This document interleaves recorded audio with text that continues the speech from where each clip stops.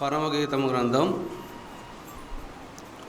పాత నిబంధన గ్రంథములో పరమగీతము గ్రంథం మొదటి అధ్యాయం మొదటి 4 వచనాలు మనం చదువుకుందాం. సొలొమోను రచించిన పరమగీతము. నోటి ముద్దులతో అతడు నన్ను ముద్దు పెట్టుకునుగాక. నీ ప్రేమ ద్రాక్షారసం కన్నా మధురము. నీవు పూసుకొను పరిమళ తైలము సువాసన గలది. నీ పేరు పోయబడిన పరిమళ తైలంతో సమానము. కన్యకలు నిన్ను ప్రేమించుదురు. నన్ను ఆకర్షించుము, మేము నీ యొద్దకు పరిగెత్తి వచ్చేదము. రాజు తన అంతఃపురములోనికి నన్ను చేర్చుకొనెను. నిన్ను బట్టి మేము సంతోషించి ఉత్సహించెదము. ద్రాక్షారసము కన్నా నీ ప్రేమను ఎక్కువగా స్మరించెదము. యథార్థమైన మనసుతో వారు నిన్ను ప్రేమించుచున్నారు. ప్రభునందు ప్రియులారా, ఈ పరమగీతము గ్రంథము మనకు చదువుకోవడంలో అయినా అర్థం చేసుకోవడంలో అయినా చాలా కష్టం. ఎందుకంటే ఈ పరమగీతం గ్రంథం చాలా అనుభవజ్ఞులు మాత్రమే ఈ పరమగీతం గ్రంథమును వివరించగలరు. మనం ఈ వాక్యము ఇంతకుముందు కూడా మనం విన్న వాక్యాన్ని మళ్ళా నెమరు వేసుకోవాలనేదే మన ఆలోచన కూడా. ఎందుకంటే నెమరు వేసుకునే జంతువు దేవుడు ఇష్టపడతాడు. ఆ నెమరు వేసుకోవడంలో మనకు అవసరమైంది. కాబట్టి ఈ పరమగీతం గ్రంథంలో దేవుడిచ్చిన వాక్యాన్ని బట్టి మనం కొంతసేపు దేవుని వాక్యాన్ని మనం ధ్యానం చేసుకుందాం. ఈ పరమగీతం గ్రంథంలో ఈ గీతానికి పేరు కూడా సుందర గీతమని, శృంగార గీతాలని దీనికి పేరుంది. అయితే యవన బిడ్డలు దీన్ని చదువుకుంటే చాలా వేరే విధంగా అపార్థం చేసుకోవడానికి అవకాశం ఉంది. ఎందుకంటే ఈ కాలాన్ని బట్టి పిల్లలు ఎక్కువగా చెడిపోతున్నారు. చెల్లుల ద్వారా, ప్రవర్తన ద్వారా పిల్లలందరూ, యవన బిడ్డలు చాలామంది తప్పిపోతున్నారు. అయితే ఈ గీతముల గ్రంథంలో ఎక్కువ ఈ గీతాన్ని చదువుకుంటే చాలామంది అపార్థమే చేసుకుంటారు కూడా.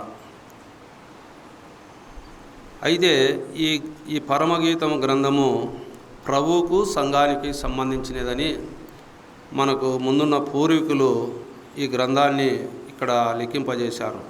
ప్రసంగి గ్రంథం అయిపోయిన తర్వాత ఈ గ్రంథాన్ని ఇక్కడ అమర్చారు. అందుకు ఈ గ్రంథములో అనేకమైన సత్యాలు ఉన్నాయి.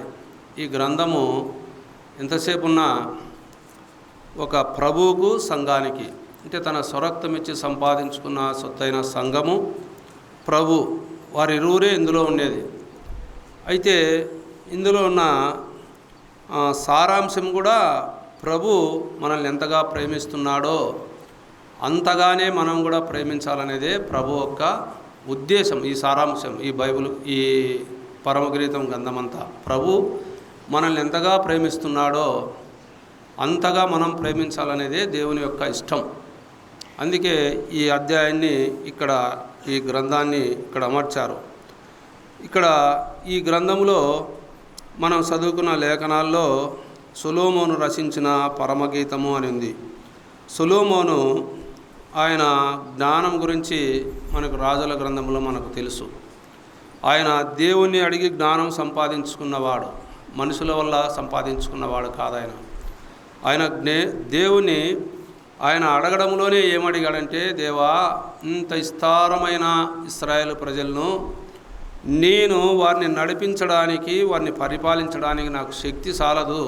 నాకు జ్ఞానమును, బుద్ధిని, తెలివి, వివేచన దయచమని అడిగిన వాడు, మొట్టమొదటి వాడు, ఏది కోరకుండా బుద్ధి, జ్ఞానము, తెలివి, వివేచనను అడిగిన వాడు సొలొమోను. ఆస్తిని కోరలేదు, ఆయన రాజ్యాలు కోరలేదు, ఆయన దేన్ని కోరలేదు. అయితే యవన బిడ్డలు కూడా బైబిల్ గ్రంథంలో చదువుకున్నప్పుడు సామెతలు, ప్రసంగి, పరమగీతముల్లో ఆయన అడిగిన జ్ఞానానికి దేవుడు దయచేశాడు. అందుకే బిడ్డలను ఎక్కువ కీర్తనలు, సామెతలు చదవమంటాం యవన బిడ్డలను. యవన బిడ్డలు ఎందుకు కీర్తనలు సామెతలు చదవాలంటే సామెతల గ్రంథంలో జ్ఞానం గురించి, తల్లిదండ్రులకు లోబడే విధానం గురించి, లోకముల గురించి, మనం నడుచుకోవాల్సిన ప్రవర్తన గురించి అక్కడ రాయబడింది ఎక్కువ. ప్రసంగి గ్రంథంలో అది ప్రసంగి ఈ లోకంలో అనుభవించినదంతా కూడా అది వ్యర్థముగా ఆయన చూశాడు. లోకంలో కలిగినదంతా కూడా వ్యర్థం అన్నాడు. మనకు కలిగినదంతా కూడా వ్యర్థముగా ఆయన చూశాడు. అయితే ఈ పరమగీతం గ్రంథంలో ప్రభును చూశాడు. ప్రభు సంఘము ఎలా ఉంటుందో అలా చూడబడ్డాడు. అందుకే సొలొమోను గొప్పగా రాయబడిన మాటలు. ఎందుకంటే ఈ ప్రసంగి గ్రంథంలో ఒక మాట ఉంది చూడండి, 12వ అధ్యాయం అక్కడే పక్కనే 9వ వచనం చూడండి. ప్రసంగి జ్ఞాని అయి ఉండెను, అతడు జనులకు జ్ఞానము బోధించెను. అతడు ఆలోచించి సంగతులు పరిశీలించి అనేక సామెతలను అనుక్రమపరచెను. ప్రసంగి ఇంపైన మాటలు చెప్పుటకు పూనుకొనెను. సత్యమును గూర్చిన మాటలు యథార్థ భావంతో రాయుటకు పూనుకొనెను. జ్ఞానులు చెప్పు మాటలు ములు కోలల వలెను చక్కగా కూర్చబడి బిగగొట్టబడిన మేకుల వలె ఉన్నవి. చూడండి ప్రియులారా, ఎందుకంటే జ్ఞానం కలిగిన వారు రాసే మాటలు, వారు చెప్పే మాటలు, అందుకే పెద్దల మాటలు సద్దెనం మూటలని మన వారు సామెత చెప్తారు. పెద్దలు చెప్పే మాటలు అవి సద్దెనముతో సమానం. సద్దెనము ఆరోగ్యానికి మంచిది, చాలామందికి తెలియదు. ఉదయము చేసిన అన్నం 12 గంటల తర్వాత మనం తింటే షుగర్ పెరగదు. ఉడుకుడుకు అన్నం తింటే షుగర్ పెరుగుతుంది. రాత్రి చేసిన అన్నం 12 తింటే షుగర్ పెరగదు. అంతేకాదు అన్నంలో మనం తినే ఆహారంలో ఎక్కువ పెరుగు శాతం వాడినప్పుడు ఆ సద్దన్నంలో శరీరంలో బలహీనతలు చాలా తగ్గుతాయి. అందుకే పెద్దల మాట సద్దన్నం మూట అన్నారు వాళ్ళు పెద్దలు, ఊరకనలేవారు మన పెద్దలు. అందుకే ఈ పెద్దల మాటలు, ఈ జ్ఞానముతో కూర్చబడిన మాటలు అవి ఎలా ఉన్నాయంటే ములు కోలల వలె అవి చక్కగా కూర్చబడి బిగగొట్టబడిన మేకుల వలె ఉన్నాయి. అంటే మేకు దిగగొట్టబడితే ఎంత స్టాండర్డ్గా ఉంటుందో ఆ మాటలు కూడా అంత బలమైనవి. ఒక మనకు లోకాన్ని బట్టైనా సరే, విశ్వాసాలను బట్టైనా సరే అవి చాలా గొప్పవి. అయితే ఆ మాటలు మనం చాలామంది ఆలోచన చేయము. వెనకలున్న వారందరూ నిద్రపోతున్నారు, వారు మెలకువగా ఉండాలని ప్రేమపూర్వకంగా తెలియజేస్తున్నాం. వెనకలున్న వారు మాటలు విడిచిపెట్టి పెద్దలు మీరు చాలామంది మీకు అందుకే ప్రకటన చేస్తున్నాం, మాకు చాలా మంది తెలియజెప్తున్నారు కూడా, మీరు జాగ్రత్తగా వాక్యాన్ని వింటే మనకి ఎంతైనా మేలు. దేవుని సన్నిధికి వచ్చేది మనం వాక్యాన్ని వినడానికే. ఈ పక్క యవనస్తులు వెనకలు కూర్చున్నవారు దయచేసి ముందుకు వస్తే మీకు చాలా మంచిది. ఆ సెల్లులు పక్కన పెట్టండి. సెల్లులు ఎప్పుడూ ఉంటాయి, ఆ సెల్లో పడితే బయటికి రాలేరు. సెల్ అంటే ఏది? జైలు. జీవితంలో పైకి రాలేరు. అది గుర్తుపెట్టుకొని ముందుకు వస్తే చాలా మేలు. అయినకల్ నిద్రపోయే వాళ్ళు కూడా ఉన్నారు, వారిని కూడా ఆలోచన చేసుకోండి. అందుకే దేవుని సన్నిధానంలో మనం దైవవాక్యాన్ని వింటున్నప్పుడు మెలకువగా వినాలి. మెలకువ లేకపోతే అది కేవలము నిష్ప్రయోజనము దేవుని సన్నిధికి వచ్చినా కూడా. అందుకే ఈ సొలొమోను చాలా మంచి జ్ఞానిగా ఉన్నాడు. అందుకే ఆయన రాజుల గ్రంథంలో మనం చూస్తాం, మొదటి రాజుల గ్రంథంలో 4వ అధ్యాయంలో ఆయన అన్న మాట, ఆయన అన్నీ పూనుకున్నాడు. ఎందుకు పూనుకున్నాడంటే అప్పటికే, అందుకే ఆయన గురించి చాలా ఉన్నాయి. ఈ సొలొమోను గురించి మనం ఆలోచన చేస్తే మొదటి రాజుల గ్రంథము 4వ అధ్యాయంలో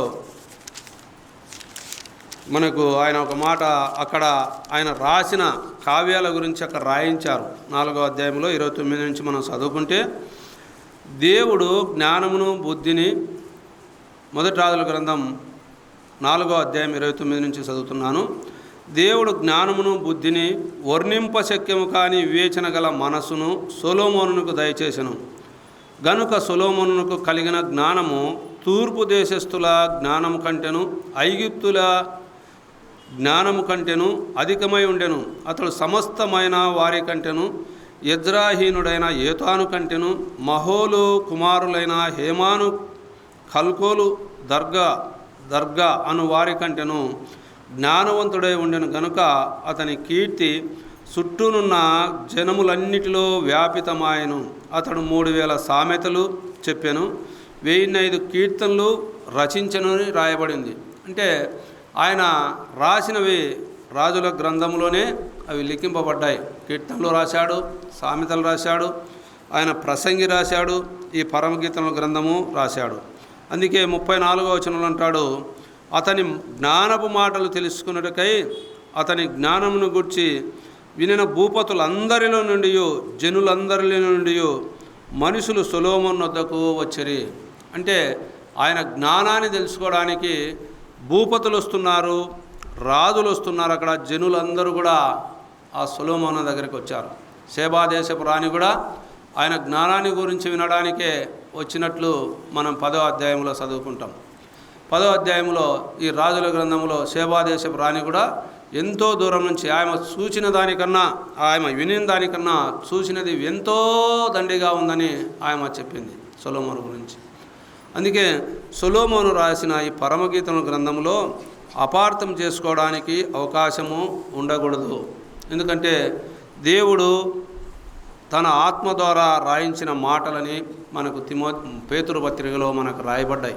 ఎందుకంటే మనుషుల ఉచ్చను బట్టి, మనుషుల ఆలోచన బట్టి రావిచేటి కాదు, దేవుని ఆత్మ ద్వారా నడిపింపబడిన మాటలు అవి. అందుకే ఆ పెద్దల మాటలు అవి ములుకోలలో చక్కగా కూర్చబడి బిగగొట్టబడిన మేకుల వలె ఉన్నవని అక్కడ ప్రసంగి చక్కగా రాయించాడు.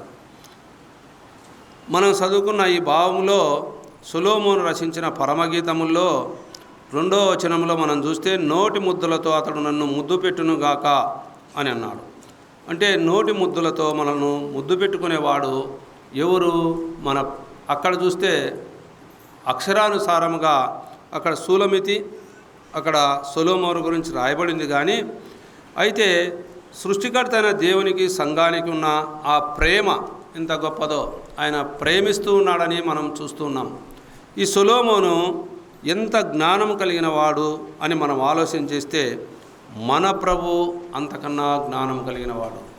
ఆయన అనంత జ్ఞాని. బుద్ధి జ్ఞానముల బాహుల్యం ఎంత గొప్పది. ఆయనకు బుద్ధి చెప్పిన వాడెవడని, ఆయనకు ఇచ్చి పొందుకొనగల వాడెవడని మనకు రోమాపత్రికలో మనకు రాయబడింది. మనం చూస్తే మనకు ఆయనకిచ్చి మనం పొందగలిగేవాడు ఎవడు? ఆయనకు సమయాన్నైనా, ఒక కానుకైనా, మన సమర్పణ ఎలా ఉన్నది, ఆయనకిచ్చి పొందుకొనగలవాడు ఎవడు అని అక్కడ రాయబడింది. ఆయనకు బుద్ధి జ్ఞానం సర్వ సంపదలు ఆయనలో గుప్తములై ఉన్నాయని కొలస్సీ పత్రికలో మనకు రాయబడింది.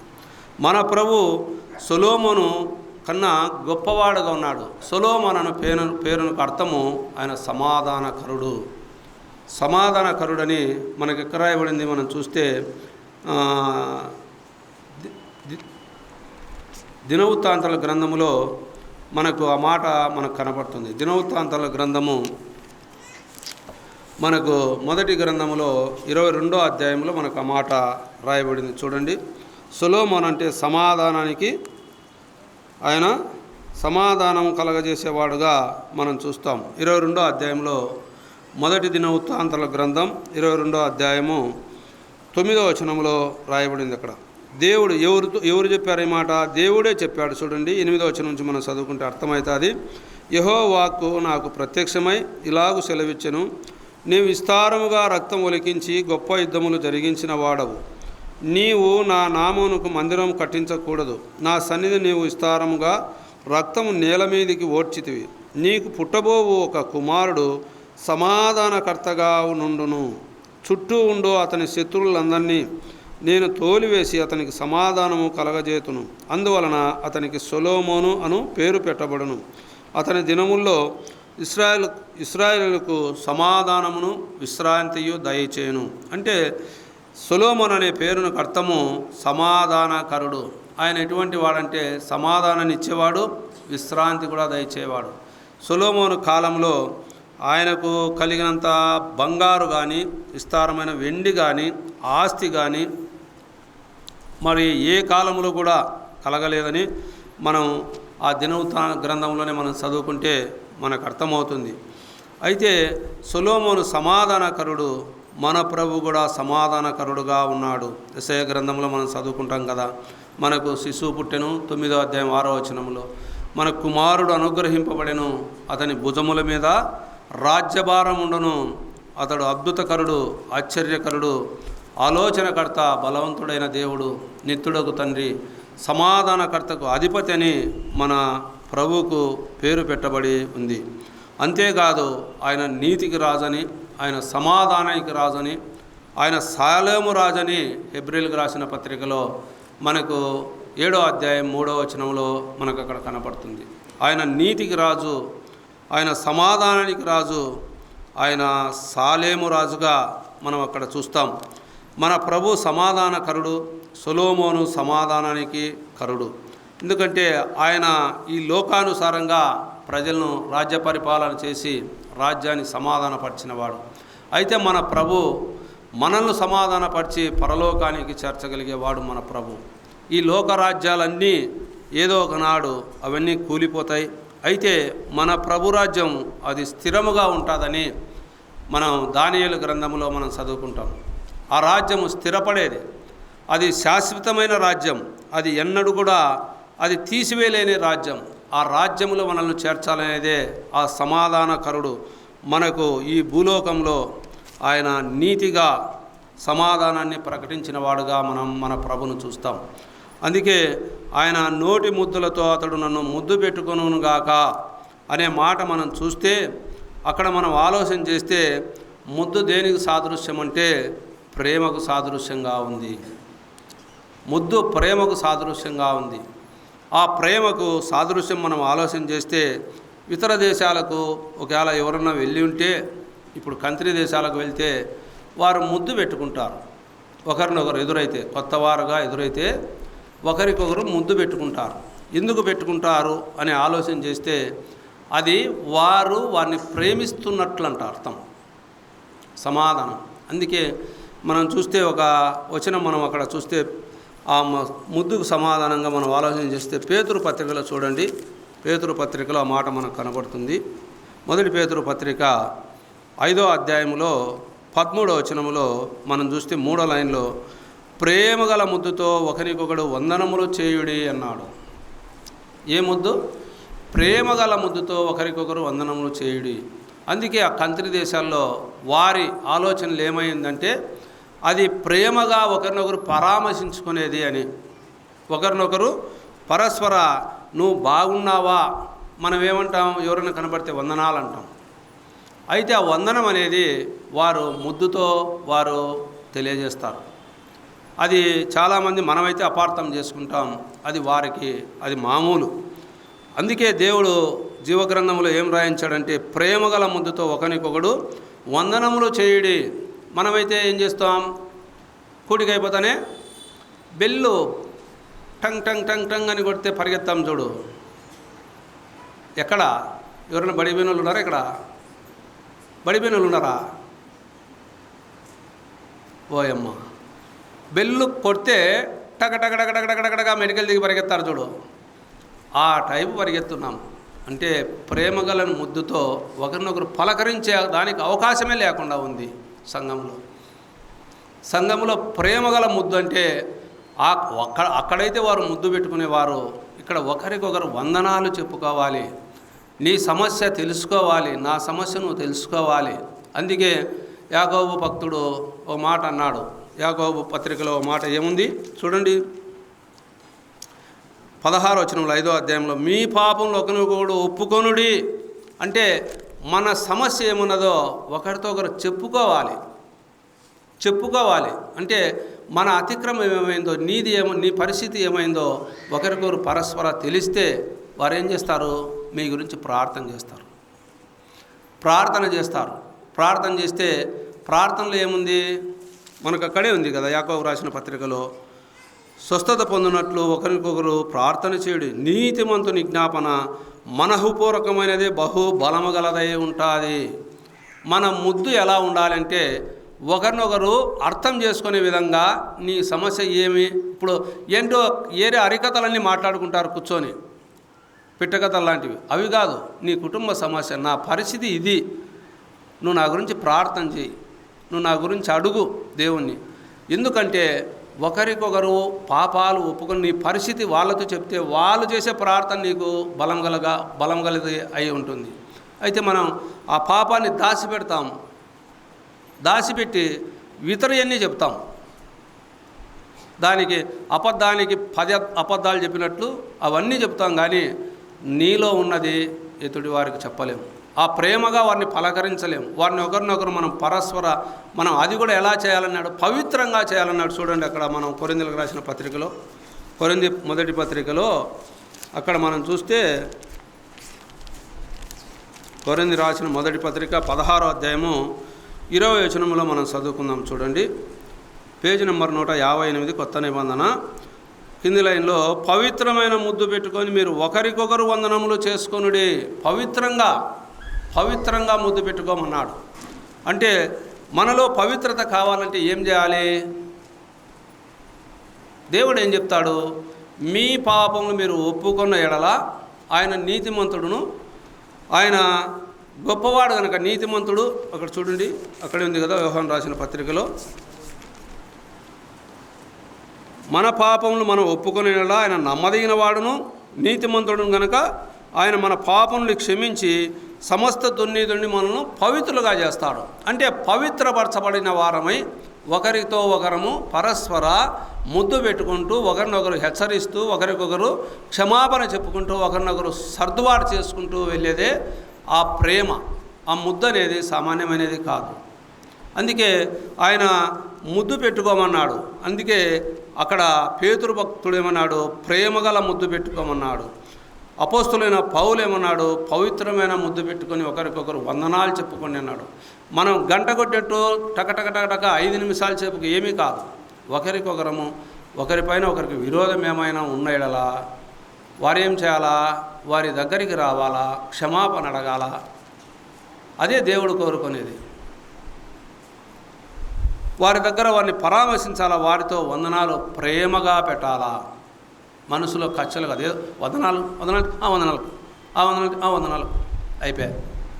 అది కాదు, ప్రేమగా వందనాలు చెప్పుకోవడంలో కూడా ఒక ప్రేమ అనేది ఉంది, పవిత్రత అనేది ఉంది. పవిత్రంగా అంటే హృదయంలో కల్మషం లేనిది అని అర్థం. హృదయంలో కల్మషం లేకుండా నువ్వు వందనాలు పెట్టినప్పుడు నువ్వు ఎదుటి మనిషికి వారు కల్మషం కలిగిన వారైతే దానికి వారే బాధ్యులు దేవుని దృష్టిలో. అయితే నీలో కల్మషం లేనప్పుడు ఎప్పుడు కూడా సంతోషంగా ఆనందంగా నువ్వు ఉంటావు. ఆ కల్మషం ఎప్పుడైతే ఉంటుందో మనసులో కుళ్ళు కుతంత్రాలు అవన్నీ పుడుతూ వస్తాయి మనిషికి. కాబట్టి పవిత్రమైన ముద్దు పెట్టుకోవాలి అని ఆనాడు పేతురు భక్తుడు మనకు తెలియజేశాడు. ఆ పవిత్రమైన ముద్దులో పవిత్రత ఉండాలి, ప్రేమ కలిగిన ముద్దులో పవిత్రత ఉండాలనేదే దేవుడు కోరుకుంటూ ఉన్నాడు. అందుకే మన ప్రభు మనల్ని ఎలా ప్రేమిస్తున్నాడో కూడా ఆయన మనకు తెలియజేశాడు. మన ప్రభు రోమా పత్రికలో మనం చూస్తే మన ప్రభు మనల్ని ఎలా ప్రేమిస్తున్నాడు? రోమా పత్రిక 5వ అధ్యాయంలో 8వ వచనంలో చూస్తే, అయితే దేవుడు మన ఎడల తన ప్రేమను వెల్లడిపరుచుచూ ఉన్నాడు. తన ప్రేమను వెల్లడిపరుచుచున్నాడు. ఎట్లనగా మనం ఇంకను పాపులమై ఉండగానే క్రీస్తు మన కొరకు చనిపోయాడు. మనం పాపులమై ఉండగానే తన ప్రేమను వెల్లడిపరుస్తూ ఉన్నాడు ప్రభు. మనల్ని అదే విధంగా ఉండాలనేదే కోరుకుంటున్నాడు. ప్రకటన గ్రంథంలో కూడా అదే మాట మనకు ప్రకటన గ్రంథం 1వ అధ్యాయంలో మనకు కనబడుతుంది. 1వ అధ్యాయము 6వ వచనములో మనల్ని ప్రేమించుచు తన రక్తం వలన అంటాడు. మనల్ని ప్రేమించుచు ప్రేమను వెల్లడిపరుస్తున్నాడు. మనల్ని ప్రేమిస్తూ ఉన్నాడు, ప్రేమించుచూ ఉన్నాడు. ప్రేమించేంతటితో వదిలిపెట్టలేదు. వదిలిపెట్టాడా ప్రభు? వదిలిపెట్టింటే మనం ఇలా ఉండేవారమా? మనం కూడా ఏనాడో ఈ లోకం వదలవలసిన వారం. దేవుని సన్నిధికి వచ్చే కూడా మనకు వీలు లేకుండా ఉన్నిండు. అంతేకాదు, దేవుడు వదిలిపెట్టింటే ఏదో ఒక బలహీనతతో దేవుని సన్నిధికి వచ్చేవారం కాదు. అయితే దేవుడు ప్రేమించుచూ ఉన్నాడు. ఆయన తన ప్రేమను వెల్లడిపరుస్తూ ఉన్నాడు. తన ప్రేమను వెల్లడిపరుస్తున్నాడు. ఆయన ప్రేమించుచూ ఉన్నాడు. ఆయన అంతవరకు ప్రేమించాడు, ప్రేమిస్తూనే ఉన్నాడు. 13వ అధ్యాయంలో యోహాను రాసిన సువార్త 13వ అధ్యాయం 1వ వచనంలో మనం చూస్తే ఆయన మనల్ని అంతం వరకు ప్రేమిస్తూ ఉన్నాడు. అంతం వరకు, నీ అంతం నా అంతం ఎన్నాళ్ళో మనకు తెలియదు, అయినా ప్రేమిస్తున్నాడు. ఆయన ప్రేమిస్తున్నాడు. మనకు జీవమునిచ్చాడు కదా, కాపుగాయాల్సిన బాధ్యత అదే. ఒక చెట్టు మనం వేస్తాం, ఆ చెట్టు చచ్చిపోకుండా దానికి ఎరువు వేయాలి, ఎన్నెన్నో వేయాలి, అది ఫలించేంత వరకు. అది ఫలించిన కూడా మళ్ళీ దాని కొరకు మనం ఎన్నో అగసాట్లు పడాలి. ఒకరేంటికి ఇప్పుడు మేమే పడుతున్నాం. ఇక్కడ టెంకాయ చెట్లు పొడిచాం, అవి పురుగు కొడుతుంది, ఎర్ర పురుగు జీరంగి మారిది. ఇప్పుడు దాదాపు 7-8 చెట్లు చనిపోయాయి. దానికి ఎరువు వేస్తున్నాం, మందు వేస్తున్నాం, ఏంటో బకెట్లు తెచ్చి పెడుతున్నాం. ఇప్పుడు దాదాపు 17-18 పురుగులు పనే దాంట్లో జీరంగి మాదిరి ఉంటుంది. టెంకాయ చెట్టు మొదల్లో కొట్టేసి టెంకాయ చెట్టు పెరిగిన చెట్టే చంపేస్తుంది. అందుకే మనల్ని ప్రేమిస్తూ ఉన్నాడు ఆయన మొక్క వేశాడు కదా మనల్ని, ఆయన నాటాడు మనల్ని ఈ లోకంలో, ఆయన సన్నిధిలోకి పిలుచుకున్నాడు. ఆయన అంగీకరించడం ద్వారా ఆయన బిడ్డలుగా మనం అయ్యే భాగ్యం ఇచ్చాడు. మనం ఆయన అంగీకరించడం ద్వారా మనకు ఆయన సన్నిధి ఇచ్చాడు, సవాసం ఇచ్చాడు. ఆయన ఆత్మను మనలో హృదయంలో సమృద్ధికరంగా కుమ్మరించాడు. అందుకే ఆయన నీరు కట్టి ఫలింపజేసే బాధ్యత ఆయనదే. మనకు చెదులు పట్టకుండా, పురుగు పట్టకుండా, కీడు రాకుండా, అపాయం రాకుండా మనకు కాపాడగలిగే బాధ్యత ఎవరిది? దేవుందే. అందుకే ఆయన మనల్ని ఏం చేస్తున్నాడు? ప్రేమిస్తూ ఉన్నాడు. అయితే ఆ ప్రేమను మనం ఎరగలేకున్నాము. ఒక చెట్టు దాన్ని ఎంతగా ప్రేమించి దాన్ని ఫలమును మనం కోరుతామో, ఆ చెట్టు ఆ ఫలాన్ని మనకు ఎలా ఇస్తుందో అలా మనం ప్రభుకి లేకున్నాము. ఆ చెట్టు ఫలాలు మనం ఎలాగో ఆశించి మనం తింటున్నామో ఇప్పుడు మనకి ఇక్కడ ఉన్న రైతులు తెలుసు. ఆ రైతులు ఇప్పుడు అరటి తోట వేసిన వారైతేమి, బత్తాయి తోట వేసిన వారైతేమి, ఇంకా కొన్ని చెట్లు పెట్టుకున్న వారైతేమి, వారి గురించి మనకు తెలుసు. తెలిసినా కూడా ఆ చెట్టు ఫలాలు మనం ఎలా ఆశించి దాన్ని తృప్తిగా మనం ఆనందించాలని మనం ఆలోచన చేస్తున్నామో, ప్రభువు కూడా మనలో అంత కార్యం చూడాలనేదే ప్రభువు యొక్క ఇష్టం. ఆయన ప్రతి కీడు నుంచి మనల్ని తప్పిస్తూ ఆయన మనకు తోడుగా ఉండి ఆయన కాపాడుతున్నాడు. ఆయన ప్రేమిస్తూనే ఉన్నాడు, అంతవరకు ప్రేమిస్తూ ఉన్నాడు. మనం మరణించేంత వరకు ఆయన ప్రేమించుతూనే ఉన్నాడు. ఈ లోకంలో మనం ఎన్నాళ్ళు జీవిస్తామో, ఎన్నాళ్ళు మనం బ్రతుకుతామో, ఎన్నాళ్ళు మన ఆయుష్ మనకు తెలియదు. అయితే మన ఆయుష్కాలంలో ఆయన ప్రేమిస్తూ ఉన్నాడు, అంతవరకు ప్రేమించాడు.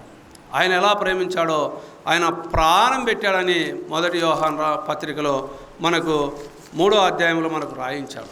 3వ అధ్యాయం 16వ వచనంలో ఏమనింది చూడండి. అక్కడ ఆయన మన నిమిత్తం తన ప్రాణం పెట్టిన కనుక దీని వలన ప్రేమ ఎట్టిదని తెలుసుకొనుచున్నాము. ఆయన ప్రేమ ఎట్లాడదంటే ప్రాణం పెట్టాడు. ఆ ప్రాణం పెట్టాడు కనుకనే మనం ఆ ప్రేమను తెలుసుకొనుచున్నాము. మనం తెలుసుకుంటున్నాం. మనం ఆయన్ను ఎలా మనం సంధిస్తున్నామో, ఆ తెలుసుకున్న ప్రేమకు మనం ఎలా సంధిస్తున్నామో మనం నేర్చుకోవాలి. అందుకే ఇర్మియా భక్తుడు కూడా అన్నాడు, శాశ్వతమైన ప్రేమతో నేను మిమ్మల్ని ప్రేమిస్తున్నాను. శాశ్వతంగా, ఒక కాలంలో కాదు, మన బ్రతుకు దినములన్నీ కూడా ఆయన శాశ్వతంగా ప్రేమిస్తూ ఉన్నాడు. ఆ ప్రేమామూర్తిని మనం కూడా ప్రేమించాలనేదే దేవుని యొక్క ఆ ఇష్టం, దేవుని యొక్క అభిలాష కూడా. అందుకే మనం సంఘముగా ప్రేమించాలనేదే ఆయన ఇష్టం. సంఘముగా కూడుకొని ఆయన్ను ప్రేమించాలనేదే ఆయన యొక్క ఇష్టం. అందుకే సంఘాన్ని ఏం చేశాడు? ఆయన తన స్వరక్తం ఇచ్చి సంపాదించుకున్నాడు. ఆ మాట మనకు అపోస్తులైన పౌలు అపోస్తుల కార్య గ్రంథంలో మనకు 20వ అధ్యాయం 28వ వచనంలో మనకు కనపడుతుంది. ఆయన మనల్ని ఎలా ప్రేమించాడంటే ఆయన మనల్ని సంపాదించుకోవడానికి కారణం ఆయన స్వరక్తం ఇచ్చి మనల్ని సంపాదించాడు కనుక మనము సంఘముగా కూడుకొని ప్రేమించాలనేదే దేవుని యొక్క ఇష్టం. సంఘముగా కూడుకొని, ఆ సంఘములో కూడుకొని దేవుని ప్రేమించినప్పుడు ఆ ప్రేమామూర్తి ఆయన ఎంతగానో ఆనందపడతాడు. ఆ ప్రేమ కలిగిన దేవుడు సంతోషపడతాడు. అదే దేవుడు కోరుకునేది.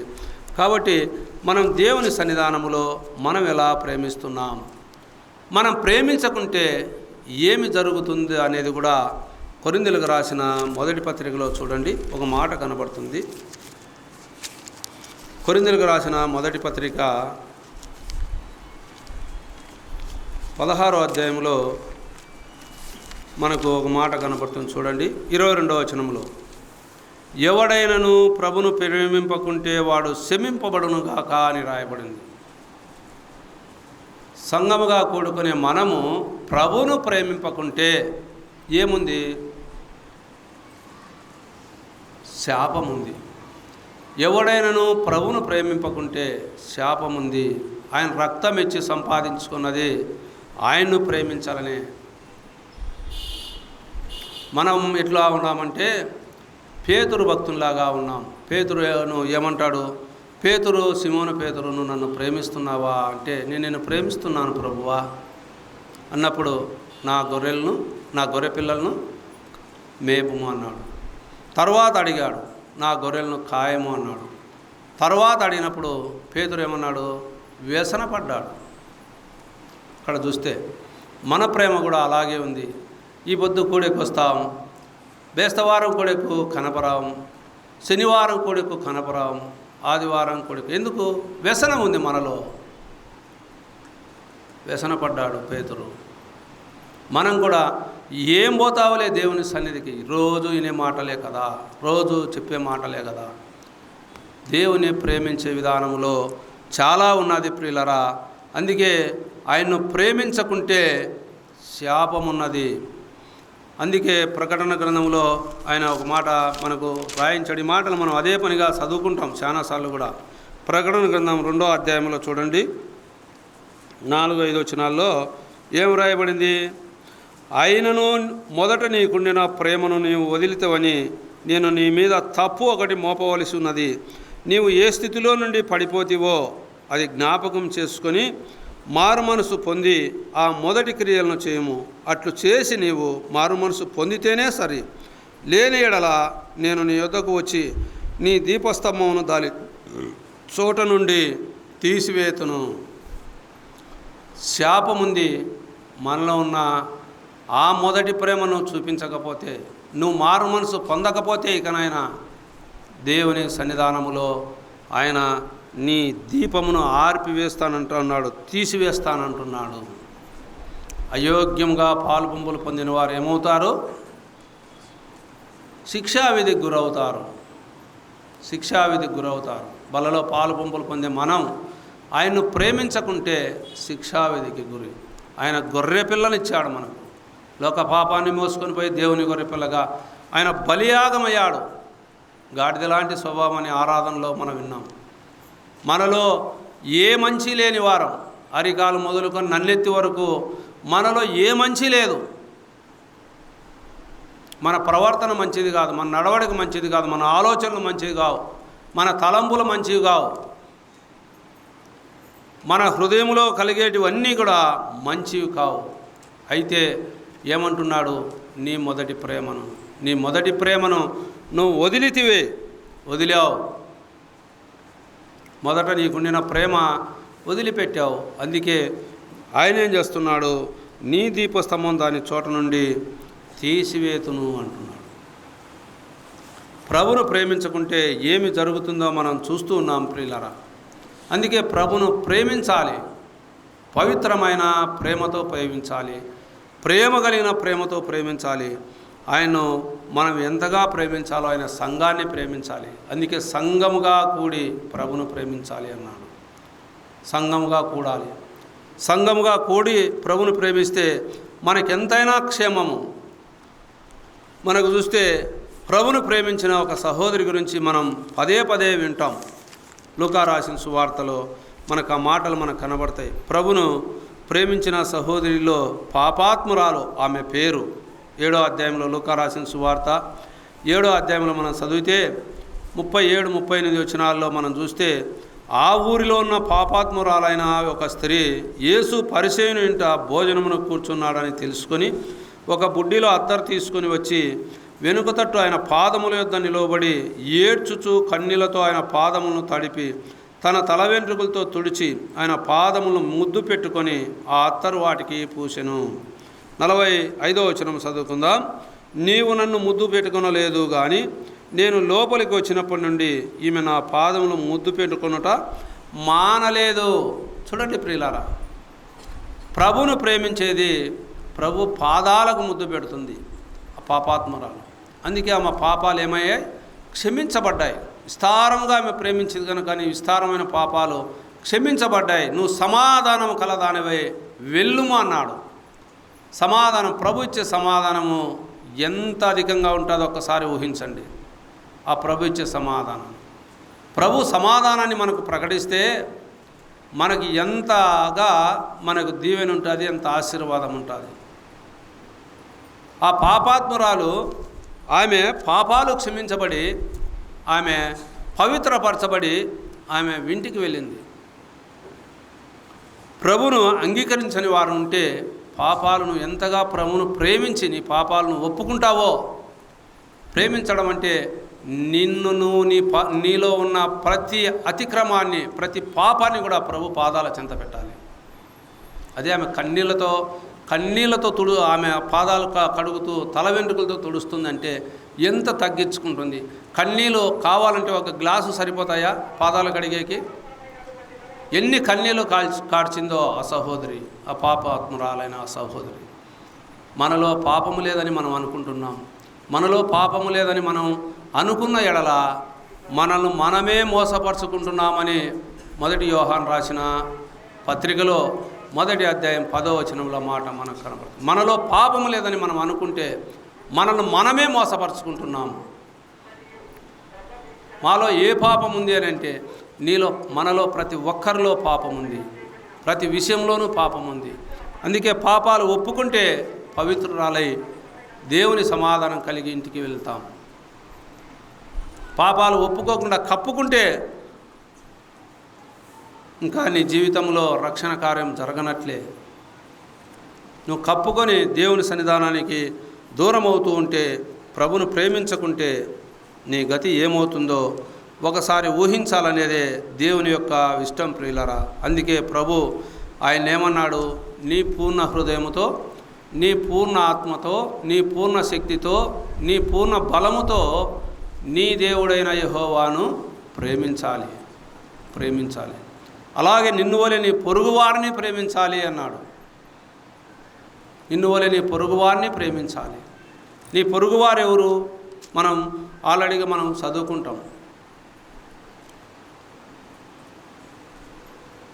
కాబట్టి ప్రియులారా, మనము ప్రభును ప్రేమించాలి, మన పొరుగువారిని ప్రేమించాలి. ప్రేమించడం అంటే ముద్దు పెట్టుకోవడం, ఒకరికొకరు వందనాలు చెప్పుకోవడం, ప్రేమతో వందనాలు, ప్రేమతో పవిత్రతతో వందనాలు.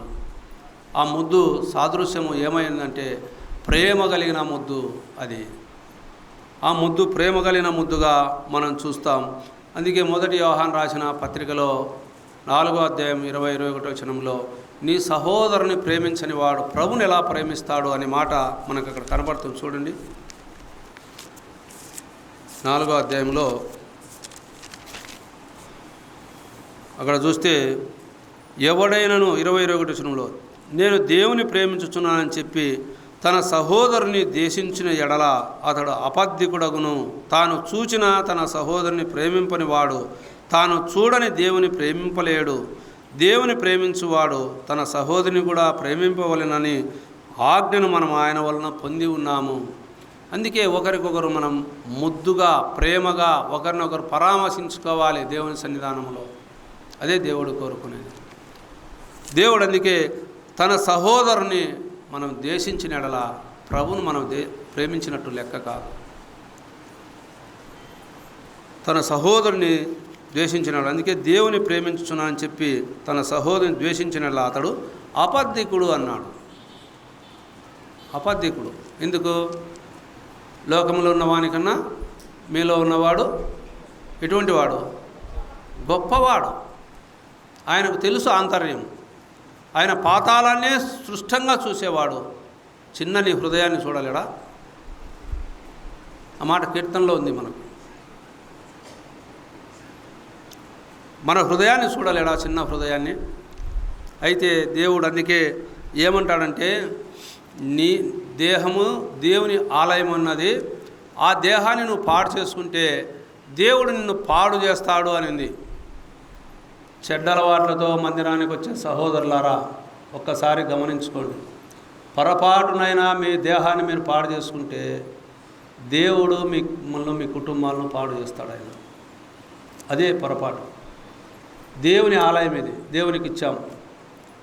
పొరపాటునైనా చెడలవాట్లతో నీ దేహాన్ని నువ్వు పాడు చేసుకుంటే దేవుడు నిన్ను పాడు చేస్తాడు. నువ్వు పాడైపోతే కుటుంబం ఏమవుతుందో ఒకసారి ఊహించుకోండి. అది జాగ్రత్తగా ఉండాలి దేవుని సన్నిధానంలో. ఆశామాష కాదు, దైవవాక్యం. కాబట్టి ప్రియులారా, దేవుని ప్రేమించేవారు తన సహోదరుని కూడా ప్రేమించాలి. అందుకే నిన్ను వలె నీ పొరుగువారిని ప్రేమించాలి అనే మాట మనకు కనబడుతుంది. రోమాపత్రికలో మనకు 16వ అధ్యాయంలో ఇంకో మాట కూడా కనబడుతుంది. చూడండి, 16వ అధ్యాయము 16వ వచనములో, పవిత్రమైన ముద్దు పెట్టుకొని ఒకరికొకడు వందనములు చేయుడి, క్రీస్తు సంఘములన్నీ మీకు వందనములు చెప్పుచున్నారు అన్నాడు. పవిత్రమైన ముద్దు. ఈ మాట మనం ముందు కూడా చదువుకున్నాం. వందనములు చెప్పుకున్నాడు. పవిత్రమైన ముద్దు కావాలని దేవుడు కోరుకుంటున్నాడు. పవిత్రమైన ముద్దు కావాలనిదే దేవుడు కోరుకుంటున్నాడు. అయితే వేషధారణ ముద్దు వద్దు అన్నాడు. వేషధారణ ముద్ద ఎక్కడ కనబడుతుంది మనకు? రూతు గ్రంథంలో కనబడుతుంది. రూతు ఓర్ప ముద్దు పెట్టుకుంది, తన అత్తను ముద్దు పెట్టుకొని ఆమె వెళ్ళిపోయింది. అయితే రూతు తన అత్తను హత్తుకుంది. అది వేషధారణ ముద్దుగా దేవుడు చూశాడు. ప్రేమించడం అంటే ఏదో అవకాశం చిక్కినప్పుడు వెళ్ళిపోవడం కాదు. రూతు ఓర్ప ఏమైంది? అవకాశం చిక్కింది. నువ్వు వెళ్ళిపో, ఇంకా అవకాశం లేదు, నా కుమారులు కలగరు, ఒకవేళ నా కుమారులు కలిగిన వారు పసిబాలురు అవుతారు, ఇంకా మీకు ఏరే వారినైనా ఇచ్చి వివాహం చేయాలి, అదేదో మీ ఇంటికన్నే ఉండి ఏరే వాళ్ళతో వివాహం చేసుకోండమ్మా అని అత్త వారికి మంచి మాటలు చెప్పే ఉంటుంది. అయితే ఆమె ఏం చేసింది? అవకాశం చిక్కింది కదా అని రూతు ఇద్దరు వెళ్తుండగా ఈ ఓర్ప ఏం చేసింది? ముద్దు పెట్టుకొని వెళ్ళిపోయింది. అది ఏ ముద్దు? వేషధానం. వస్తానని వెనకమ్మడే వచ్చినట్లే వెనక్కి వెళ్ళిపోయింది అన్నమాట. అయితే రూతు హత్తుకుంది. ఆ మాట మనకు 1వ అధ్యాయంలో కనబడుతుంది. రూతు గ్రంథంలో 1వ అధ్యాయం 14వ వచనంలో మనకు ఆ మాట కనబడుతుంది. మన ప్రేమలో పవిత్రత ఉండాలి, పవిత్రత ఉండాలి. అందుకే పవిత్రమైన ముద్దు పెట్టుకొని ప్రభువును ప్రేమించాలనేదే ప్రభు యొక్క ఇష్టం ప్రియులారా. అందుకే రోమాపత్రికలో 12వ అధ్యాయంలో కూడా ఇంకో మాట మనకు కనబడుతుంది. 9వ వచనంలో అక్కడే, మీ ప్రేమ నిష్కపటమైనదై ఉండాలి, చెడ్డదాన్ని అసహించుకొని మంచిదానిని హత్తుకొని ఉండాలి. నిష్కపటమైనది. చెడ్డదాన్ని మనం ఏం చేయాలి? అసహించుకోవాలి. మంచిదాన్ని హత్తుకొని ఉండాలి. మంచి ఏదైతే ఉంటుందో దానికి మనం దగ్గరగా ఉండాలి. చెడ్డగా ఉండే దానికి మనం దూరంగా ఉండాలనేదే, అసహించుకొని దూరంగా ఉండాలనేదే దేవుని యొక్క ఇష్టం ప్రియులరా. అందుకే మీ ప్రేమ నిష్కపటమైనదై ఉండాలి, నిష్కపటంగా ఉండాలి మీ ప్రేమ. ఆ ప్రేమ దేవుని ప్రేమిస్తున్నామంటే నిష్కపటమైనది. నిష్కపటమైన కల్మషం లేని హృదయాలు ఎవరికి ఉంటాయి? పసిపిల్లలకు ఉంటాయి. పసిపిల్లలకు నిష్కపటమైన హృదయం వారది. వారు నువ్వెవరో తెలియదు, నేనెవరో తెలియదు, పిలుచుకుంటే ఆనందంగా వస్తారు, సంతోషంగా వస్తారు. అందుకే దేవుడు ఏం చెప్పినాడు? పసిపిల్లలు నా సన్నిధికి వచ్చుటకు మీరు ఆటంకపరచవద్దు అంటాడు. వారికి నిష్కపటమైన హృదయం, అటువంటి పసి మనసు కావాలనేదే దేవుడు కోరుకునేది. అంటే కల్మషం లేని హృదయం. నువ్వైనా నేనైనా ఏదైనా ఏదైనా చెడ్డ కార్యాలు చేస్తుంటే గద్దించాలి. గద్దించడంలో వారు ఒప్పుకొని వాటిని వదిలిపెట్టి దేవుని సన్నిధికి రాగలిగితే పర్వాలే. వాటిని జరిగిస్తూ దేవుని సన్నిధికి వచ్చేవారు అపవిత్రులుగానే జీవిస్తుంటారు. వారికి లాస్ట్న, అందుకే అన్నాడు కదా, మత్తయి రాసిన సువార్తలో ఏమో మాట ఉంది, 13వ అధ్యాయంలో మనకు కనబడుతుంది. అక్కడ గోధుమ గింజల మధ్య గురుగులు పెరుగుతున్నాయని. అక్కడ గోధుమ గింజల మధ్య గురుగులు పెరుగుతూ ఉంటాయి. అంటే గురుగులు ఏంటివి? దుష్టునికి సంబంధించినవి, అపవాదికి సంబంధించినవి, చెడ్డ కార్యాలు జరిగించేవారు, అపవిత్రమైన ఒట్టి మాటలతో ఏషధారంతో దేవుని సన్నిధిలో నడుచుకునేవారు. అటువంటివి గురుగులతో సమానం. అందుకే అపవిత్రమైన జీవితం జీవిస్తూ దేవుని సన్నిధానంలో నువ్వు ఎన్ని దినాలు వాక్యం విని దేవుని మాటకు లోబడకుంటే నువ్వు గురుగులతో సమానమే. లాస్ట్కి ఏమవుతుంది, అక్కడ దేవుడు ఎందుకు వారిని పెరగనిమ్మన్నాడు, పెరికి వేస్తే అక్కడ గోధుమలు కూడా అక్కడ ఇబ్బంది కలుగుతాయనే ఉద్దేశంతో వాటిని పెరికి వేయకుండా అలాగే పెంచమంటాడు తన దాసులతో. పెంచిన తర్వాత పంట చేతికి వచ్చిన తర్వాత గోధుమలు కోసి కొట్టులో చేర్చి గురుగులన్నీ కాల్చివేయమంటాడు. అక్కడ మనం ఆలోచన చేస్తే అంటే అపవిత్రమైన వారిని అన్నింటినీ ఎక్కడ వేస్తాడు, అక్కడ ఏడుపు, పళ్ళు కొరుకుట అనేకమైనవి ఉంటాయి. వారి మధ్యలో మనం గురుగులుగా మనం పెరగకుండా ఉండాలనేదే దేవుని యొక్క ఇష్టం. గోధుమలు మంచి నేలన పడిన విత్తనం. ఆయన మంచి నేలన వేశాడు, మనల్ని పవిత్రంగా జీవించమని సెలవిస్తున్నాడు. ఆయన హత్తుకోమంటున్నాడు, ఆయన సన్నిధిని హత్తుకోమంటున్నాడు, ఆయనను ప్రేమించమంటున్నాడు. మీరు నన్ను ఎంతగా ప్రేమిస్తారో సామెతల గ్రంథంలో మాట ఉంది, 8వ అధ్యాయంలో చూసుకోండి కావాలంటే. నన్ను ప్రేమించు వారిని నేను ప్రేమిస్తున్నాను. నన్ను ప్రేమించు వారిని నేనేం చేస్తా, ఆస్తికర్తలుగా చేస్తా. నన్ను ప్రేమించు వారిని నేను ప్రేమిస్తున్నా. నన్ను ప్రేమించు వారిని నేనేం చేస్తా, ఆస్తికర్తలుగా చేస్తా. నన్ను జాగ్రత్తగా వెతికితే నేను వారికి దొరుకుతా. అందుకే ఆయన ప్రేమించమని దేవుడు కోరుకుంటున్నాడు. అందుకే ఇక్కడేముంది, సహోదర ప్రేమ విషయంలో కాదు, మీ ప్రేమ నిష్కపటమైనదే ఉండాలనేదే దేవుని యొక్క ఉద్దేశం. ప్రియులారా, కపటమైన ప్రేమ ఉండకూడదనేదే ఒకటి. కపటమైన ప్రేమ మనకు సమూయేలు గ్రంథంలో కనబడుతుంది. యోవాబు అక్కడ మనం చూస్తే సమూయేలు 2వ గ్రంథంలో ఆ మాట మనకు కనబడుతుంది. చూడండి, సమూయేలు 2వ గ్రంథంలో 20వ అధ్యాయంలో 9వ వచనంలో చూడండి. అక్కడ అప్పుడు యోవాబు అమాశాతో, నా సహోదర, నీవు క్షేమంగా ఉన్నావా అనుచు అమాశాను ముద్దు పెట్టుకున్నట్లుగా కుడిచేత అతని గడ్డం పట్టుకొని, అమాశ యోవాబు చేతిలో ఉన్న కత్తిని చూడకను తన్ను కాపాడుకొనకను ఉండగా యోవాబు అతని కడుపులో దాన్ని గుచ్చిన తోడని అతని పేగులు నేలకు జారి ఆ దెబ్బతోనే అతడు చనిపోయెను. చూడండి ప్రియులారా, యోవాబు మోసకారమైన ముద్దు పెట్టాడు, కపటమైన ముద్దు పెట్టాడు అమాశ అరే మంచివాడిగా మారిపోయాలి అన్నట్లుగా అమాశ యామారాడు.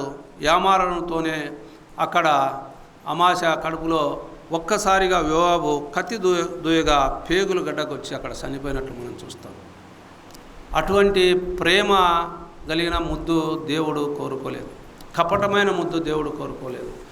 ప్రేమ ఎలా ఉండాలంటే నిష్కపటమైన ప్రేమ కలిగి ఉండాలి అన్నాడు. ఆ నిష్కపటమైన ప్రేమ కలిగి మనం ఉన్నప్పుడే దేవుడు మనకు ఇష్టానుసారంగా దేవుడు మనల్ని నడిపిస్తాడు, ఆయనలో మనల్ని ముందుకు సాగిస్తాడు. అందుకే అంటాడు, మనస్సాక్షి కలిగిన ప్రేమ ఉండాలి అంటాడు తిమోతి పత్రికలో మొదటి పత్రికలో చూడండి, 1వ అధ్యాయంలో 5వ వచనం మనం చదువుదాం. ఉపదేశానుసారమైనదగనగా పవిత్ర హృదయం నుండి, మంచి మనస్సాక్షి నుండి, నిష్కపటమైన విశ్వాసం నుండి కలుగు ప్రేమయే. ఉపదేశానుసారం ఏదనగా పవిత్ర హృదయం నుండి, మంచి మనస్సాక్షి నుండి, నిష్కపటమైన విశ్వాసం నుండి కలుగు ప్రేమ. మంచి మనస్సాక్షి ఉండాలి. మనస్సాక్షి లేని ఆ ప్రేమ కేవలము నిష్ప్రయోజనం ప్రియులారా. అందుకే మంచి మనస్సాక్షి కలిగిన ప్రేమతో జీవించాలనేదే దేవుని యొక్క ఉద్దేశం. మంచి మనస్సాక్షి లేకుండా ఇస్కరియోతు యూదా దేవుని ఎమ్మడించాడు, దేవుని సన్నిధిలోనే ఉన్నాడు, ఆయనతో రొట్టెలో రసంలో పాలుపంపులు పొందుతున్నాడు. కానుకల పాత్ర ఆయన దగ్గరే ఉంది. అలాగే ఆయన అనేక విధాలుగా ఆయన దగ్గర ఎన్నో బోధలు విన్నాడు, ఎన్నో అద్భుతాలు చూశాడు, ఎన్నో ఆశ్చర్యకార్యాలు చూశాడు, సూచక్రియలు చూశాడు. అన్ని చూసినా కూడా ఇస్కరియోతు యూదా మారలేదు. ఆయన పెట్టుకున్న ముద్దు అది ప్రభు ఎంతో బాధపడినట్లు మనం చూస్తాం. చూడండి, మత్తయి రాసిన సువార్తలో 26వ అధ్యాయంలో మనకు ఆ మాట కనబడుతుంది. 26వ అధ్యాయము 48, 49 వచనాల్లో మనం చదువుకుంటే, ఆయనను అప్పగించువాడు నేను ఎవరిని ముద్దు పెట్టుకుందునో ఆయనే యేసు, ఆయనను పట్టుకొనుడని వారికి గుర్తు చెప్పి వెంటనే యేసు నద్దకు వచ్చి, బోధకుడా, నీకు శుభమని చెప్పి ఆయనను మెద్దు పెట్టుకొనెను. యేసు, చెలికాడా, నీవు చేయవచ్చినది చేయమని అతనితో చెప్పగా వారు దగ్గరకు వచ్చి ఆయన మీద పడి ఆయనను పట్టుకొనిరి. చూడండి ప్రియులారా, ఈ ఇస్కరియోతు యూదా యేసు ప్రభు ఎంట ఉండి మోసకరంగా ఆయన్ను పట్టించాలని ఆయన్ను 30 వెండి నాణేలకు ఆయన లాలూసిపడి ప్రభువును అప్పచెప్పాడు. అప్పచెప్పడం ద్వారా ఏమి కలిగింది ఆయనకు? ఆయన నడిమికి బద్దలయ్యాడని మనం అపోస్తలుల కార్యాల గ్రంథంలో చదువుకుంటాం. అలాగే మత్తయి రాసిన సువార్తలో కూడా ఆయన ఆ నాణ్యాలు నేను నిరపరాధి రక్తమును అప్పగించానని, నేను పాపము చేశానని ఆయన అంటాడు. అయినా ఆ ఇస్కరియోతు యూదా అక్కడే చనిపోయినట్లు మనం చూస్తాం. కాబట్టి ఆ కపటమైన ముద్దు దేవునికి ఇష్టం లేనిది. వేషధారణ కలిగి దేవుని సన్నిధానంలో కపటంగా ప్రవర్తిస్తే ఉపయోగం లేదు ప్రియులారా. అందుకే అంటాడు ఆయన, మీరు నా మీదికి దొంగ మీదకి వచ్చినట్లు వచ్చారే, నేను డైలీ మీతో ఉన్నాను కదా అని ఆయన అన్న మాటలు అక్కడ ఎంతో వేదన కలిగే మాటలు మాట్లాడతాడు. కాబట్టి ప్రియులారా, ఆ వేదన కలిగే మాటలు మనకు కూడా వినపెడితే, ఆ కపటంగా మనం ప్రవర్తిస్తూ వస్తుంటే, నేను మీతోనే ఉన్నాను కదా, నేను మీ మధ్యనే ఉన్నాను కదా, మీరు ఎందుకు చెడు కార్యాల్లో వెళ్తున్నారు అని ఒక్క మాట మనల్ని ప్రశ్నిస్తే దేవుడు, మనము ఏమి సమాధానం చెప్పగలం? పేతురుతో ఆయన, నువ్వు కోడి కూయక మునుపు నన్ను గురించి ముమ్మారు ఎరగనని చెప్పినప్పుడు ఆయన ఒక్కసారి ఆయన చూసినప్పుడు ఆయన పశ్చాత్తాపడ్డాడు. ఆయనతో ఏం మాట్లాడలేదు ప్రభు. నీతో కూడా మాట్లాడకుంటే ఆనాడు ఇశ్రాయేలు ప్రజలు ఆ ఇశ్రాయేలు ప్రజలు వారి పాపాన్ని బట్టి దేవుని మాట లేదు, పలుకు లేదు. 400 సంవత్సరాలు ఇంచుమించు పలుకు లేదు. ఆ మాట నీకు లేకపోతే మన జీవితం ఏమవుతుంది ఒకసారి ఊహించుకున్నాం. చూడండి ప్రియులారా, కాబట్టి కష్టాన్ని నష్టాన్ని కొని తెచ్చుకోవద్దు. కొని తెచ్చుకుంటే అది మనకే శాపంగా మారుతుంది. అది శాపంగా మారి మనమే దేవుని సన్నిధానం నుంచి కొట్టివేయబడే వారముగా ఉన్నాం. అందుకే మన ప్రేమలో క్షమాపణ ఉండాలని దేవుడు కోరుకుంటాడు. క్షమాపణ ఉండాలి. అది ఆదికాండములో మనకు కనబడుతుంది. ఆదికాండములో యోసేపు విషయంలో ఆ క్షమాపణ కలిగిన గుణం యోసేపు చూపించాడు ప్రియులారా. 45వ అధ్యాయంలో మనం చూస్తే క్షమాపణ ఉండాలనేది, అక్కడ క్షమించే గుణం ఉండాలి. క్షమాగుణం అదే మనలో ఉండాలనేదే 45వ అధ్యాయంలో ఆదికాండములో 45వ అధ్యాయం 15వ వచనం మనం చదువుకుంటే, అతడు తన సహోదరులందరినీ ముద్దు పెట్టుకొని వారి మీద పడి ఏడ్చిన తర్వాత అతని సహోదరులు అతనితో మాట్లాడిరి. క్షమించే గుణం, క్షమాగుణం అక్కడ యోసేపు చూపించాడు పిల్లరా.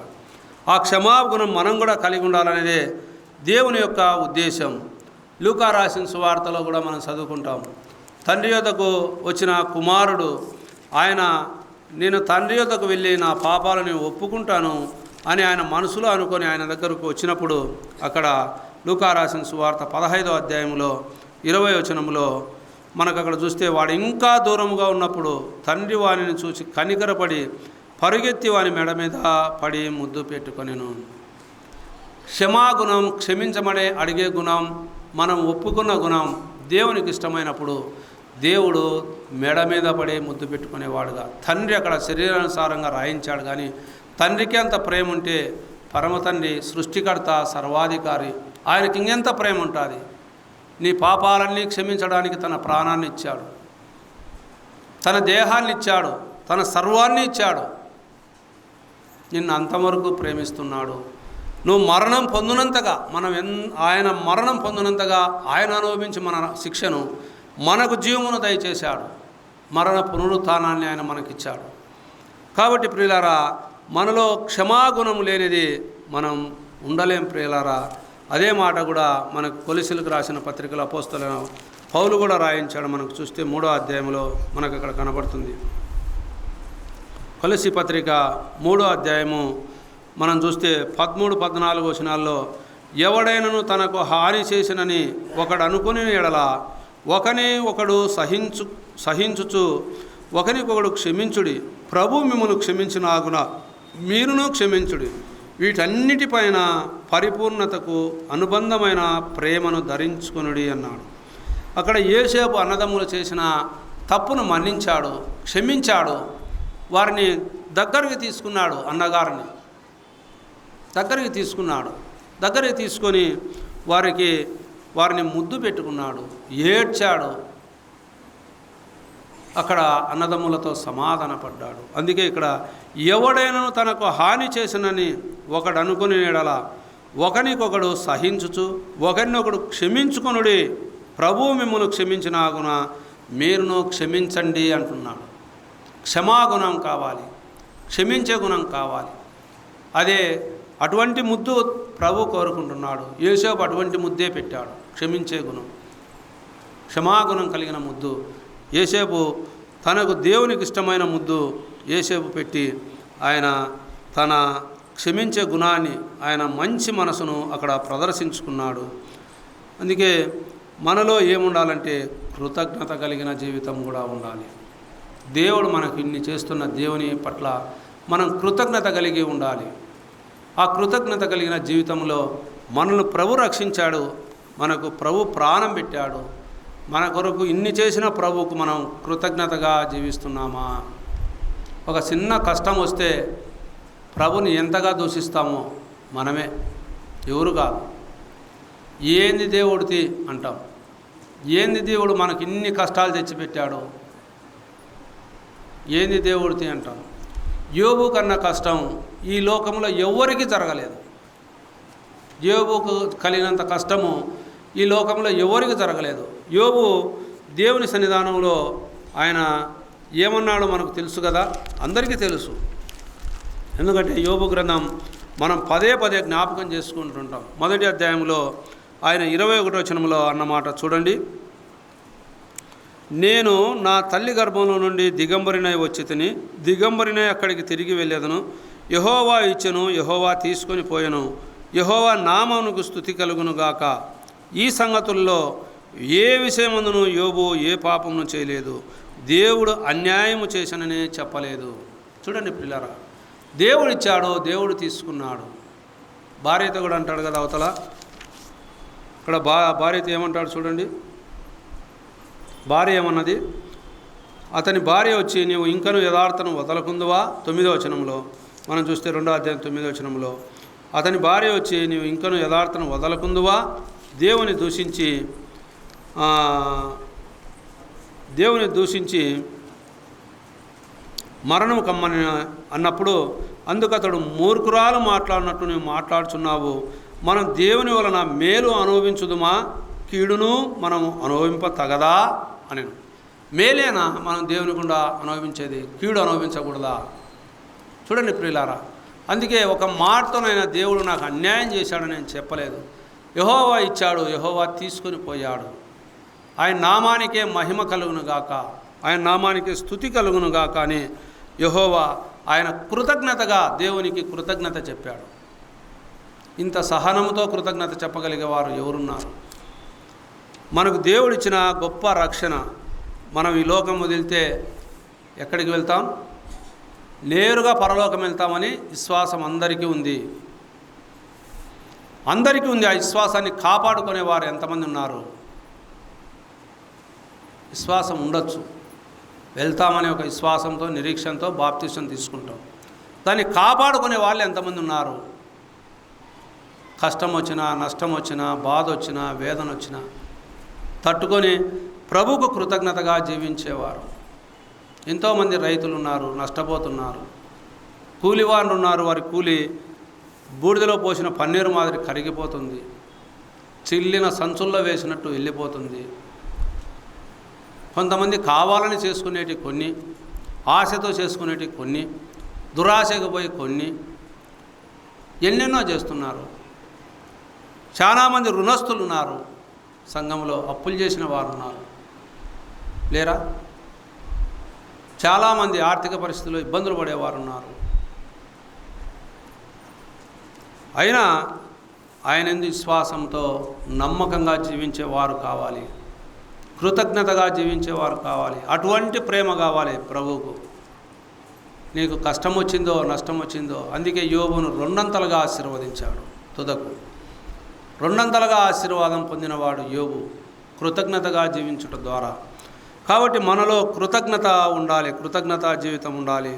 కొలొస్సీయులకు రాసిన పత్రికలో 3వ అధ్యాయంలో కూడా ఒక మాట ఉంది చూడండి. అక్కడే ఇప్పుడు మనం చదువుకున్న భావంలోనే అక్కడ 17వ వచనంలో, మరియు మాట చేత కానీ క్రియ చేత కానీ మీరేమి చేసినను ప్రభువైన యేసు ద్వారా తండ్రి అయిన దేవునికి కృతజ్ఞతాస్తుతులు చెల్లించుచు సమస్తమును ఆయన పేరట చేయుడి అన్నాడు. మాట చేతైనా క్రియ చేతైనా దేని చేతైనా కానీ మనం ఏం చేయాలి? ప్రభువైన యేసు ద్వారా తండ్రి అయిన దేవునికి కృతజ్ఞతాస్తుతులు చెల్లించాలి. కష్టం వచ్చిందో నష్టం వచ్చిందో, బాధ తగిలిందో వేదన తగిలిందో, ఏదైనా కానీ ప్రభువా ఈ దినం నాకు జ్వరం వచ్చింది నాయన, నీ కృతజ్ఞతలు, నేను ఇంటికాడ ఉండా అని చెప్పగలిగే వారు ఉన్నారా? చూడండి ప్రియులారా, ఏదైనా సరే దేవునికి కృతజ్ఞత భావం కలిగిన వారు కావాలి. అటువంటి ప్రేమ కావాలి. అటువంటి ప్రేమతో ప్రభును ప్రేమించగలిగే వారు కావాలి. కాబట్టి ప్రభు సన్నిధానానికి చాలామంది కాళ్ళు నచ్చిన రారు, కడుపు నచ్చిన రారు, తలకాయ నచ్చిన రారు. ఒక 5 నిమిషాలు లేటుగా సమయం అయిపోతే ఇంక ఏం పోతావాలి అనుకునే వారు ఉన్నారు. ప్రభు సన్నిధానంలో కృతజ్ఞత లేని జీవితం, కృతజ్ఞత లేని జీవితం అది. చూడండి ప్రియులారా, కృతజ్ఞత కలిగి ప్రభు సన్నిధికి రావాలి. అందుకే ప్రతి విషయంలోనూ ఏమన్నాడు తెస్సలోనికి రాసిన పత్రికలో, ప్రతి విషయంలోనూ 5వ అధ్యాయం 16-18 వచనాల్లో, ప్రతి విషయమునందును కృతజ్ఞతాస్తుతులు చెల్లించుడి, ఇలాగు చేయుట యేసుక్రీస్తునందు మీ విషయంలో దేవుని చిత్తము. అది ఎవరి చిత్తము? కృతజ్ఞతగా జీవించేది దేవుని చిత్తం.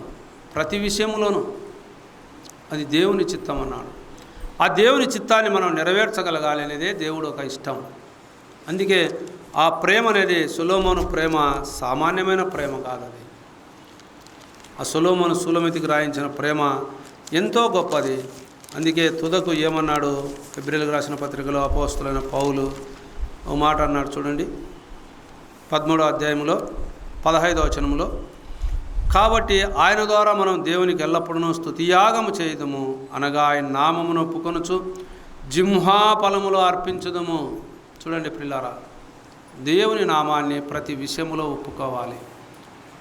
మేలు కలిగిన ఒప్పుకోవాలి, కీడు కలిగిన ఒప్పుకోవాలి, మంచి జరిగిన చెడు జరిగిన ఆనందంతో ఒప్పుకోవాలి. అది దేవుని చిత్తం. దేవుడు నీ చిత్తంలో నీ క్రియలను బట్టి ఆ చెడు జరుగుతుంది, నీ క్రియలను బట్టి మంచి జరుగుతూ ఉంటుంది. మంచి జరిగినప్పుడు సంతోషపడము, దేవుని సన్నిధికి రావడము, ఉల్లాసంగా అన్నాలు పెట్టడము, అరటిపండ్లు పంచడము, స్వీట్లు పంచడము, మేలు జరిగినప్పుడు చాక్లెట్లు పంచడము, ఇవన్నీ ఉంటాయి. కీడు జరిగినప్పుడు ఆనందంతో ప్రభును ఆరాధిస్తున్నావా? ప్రభుకు జిహ్వాఫలాలను అర్పిస్తున్నావా? ఎల్లకాలం ఒకటే విధంగా ఉండాలి. సూర్యుడు ఎల్లకాలం ఒకటే విధంగానే ఉంటాడు, చంద్రుడు ఒకటే విధంగా ఉంటాడు, సర్వ సృష్టి ఒకటే విధంగా ఉంటుంది. రాత్రికి రాత్రి, పగలుకు పగలు. దేవుడు చేసిన సృష్టి అంతట్లో మానవుని మనసు మాత్రం ఒకటే విధంగా లేదు. మానవుని ప్రేమ మాత్రం ఒక విధంగా లేదు. తల్లి ప్రేమ ఒక విధంగా లేదు. కుమారుల ప్రేమ, కుమార్తెల ప్రేమ ఒక విధంగా లేదు. భార్య భర్తల మధ్య ప్రేమ ఒక విధంగా లేదు. ఎందుకు లేదు? ప్రభు ప్రేమ నీలో ఉన్నప్పుడు అందరితో సమాధానంగా ఉంటావు. అందుకే సఖ్యమైతే నీ సేదనైనంత మటుకు సమాధానముతో అందరితో సమాధానము కలిగి ఉండాలనేదే దేవుని యొక్క ఉద్దేశం. సమాధానకరుడు సొలొమోను, మన సమాధానకరుడు ప్రభువైన యేసుక్రీస్తుల వారు. ఆ సొలొమోను రాయించిన పరమగీతముల్లో ముద్దు దేనికి సాదృశ్యంగా ఉందంటే ప్రేమకు సాదృశ్యంగా ఉంది. ఇప్పుడు మనం పిల్లలను ఎత్తుకొని ముద్దు పెట్టుకుంటాం. ఎందుకు? వారి మీద ఎంత ప్రేమ ఉంటుందో మనకు పిల్లప్పుడు. పెద్ద అయినాక వాళ్ళు కూడు పెట్టకుంటే మన ప్రేమ ఎలా ఉంటుంది చూద్దామా? ఎట్లా తిట్టేది? ఇట్లా ఎవరు పలకరు, ఎవరు తిట్టరా? ఆ తిట్లు మన నోటికి రాకూడదు. గుర్తుపెట్టుకోండి. శాపవచనాలు ఉన్నాయి చాలామంది బిడ్డల పట్ల, నాశనం అయిపోరా, అది పోరా, ఇది పోరా అని. తల్లి ప్రేమ ఎంత గొప్పది. నువ్వు ప్రభువును ఎరిగి కూడా అటువంటి శాపాలు పెడితే ఎలా ఉంటుంది? అంటే కొడుకును పుట్టించుకునేది నాశనమయ్యేదానికా? చెప్పండి. కొడుకులనైనా కుమార్తెలనైనా ప్రేమగా అంతవరకు వాళ్ళని మనం ప్రేమించాలి. వారు ఎటువంటి వారన్నా కానిలే, చెడు మాట మన నోటికి రాకూడదు. అది చాలా జాగ్రత్త. మన మాట అవునంటే అవును, కాదంటే కాదని దైవవాక్యం ఉంది. మనం శాపవచనాలు పెడితే మన ప్రభు మనల్ని ఓర్పుతో మనల్ని చూడలేడు. ఒకసారి చూస్తాడు, రెండుసార్లు చూస్తాడు. నువ్వు మారు మనసు పొందకుంటే, మారు మనసుకు తగిన జీవితం జీవించకుంటే మన జీవితంలో ఎల్లవేళలా కూడా ప్రభు కష్టాలు నష్టాలే. అయితే నీవు మారు మనసు పొందాలి, నీ మొదటి ప్రేమను చూపించాలి అన్నాడు. పసిపిల్లల పట్ల మొదటి ప్రేమ ఎలా ఉంటుందో అంతవరకు మనల్ని ప్రభు అలాగే ప్రేమిస్తూ ఉన్నాడు. మనం మరణించేంత వరకు, ఆయన సన్నిధికి చేర్చుకునేంతవరకు మనల్ని ప్రేమిస్తున్నాడు. ఇంకా ప్రభు ప్రేమను ఎరగని వారుంటే, ఆ ప్రభును అంగీకరించని వారుంటే, ప్రభువును అంగీకరించి ఆత్మరక్షణ పొంది ప్రభు రాజ్యానికి వారసులు కావాలనేదే ప్రభు యొక్క ఇష్టం.